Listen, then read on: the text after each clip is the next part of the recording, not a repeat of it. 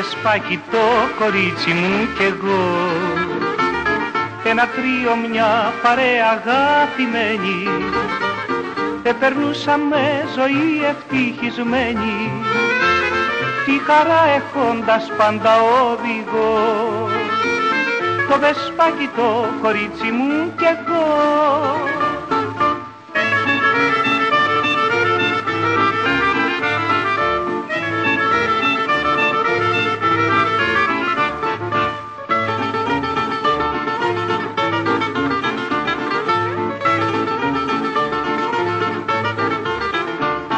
Έτσι αχωριστοί κι οι τρεις μας βρε παιδιά, περάσαμε ένα φίνο καλοκαίρι, πριν το χωρισμό χειμώνας να μας φέρει, εγλεντήσαμε τρελά το ομόλογο, το Βεσπάκι το κορίτσι μου κι εγώ.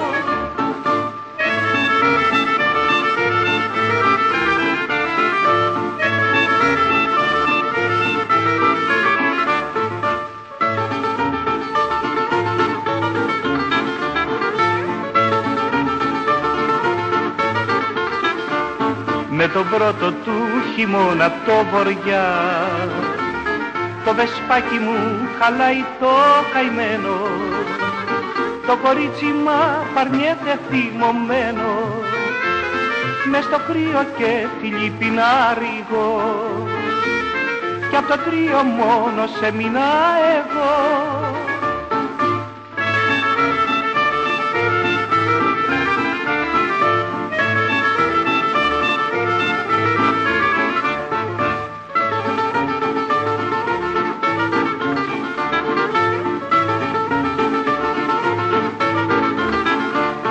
Μα το θάρρος μου δεν χάνω στη ζωή, το Βεσπάκι μου θα το επισκευάσω και κορίτσι άλλο πιο όμορφο θα πιάσω, να γλεντάμε όπως πρώτα εξηγώ, το Βεσπάκι το κορίτσι μου κι εγώ.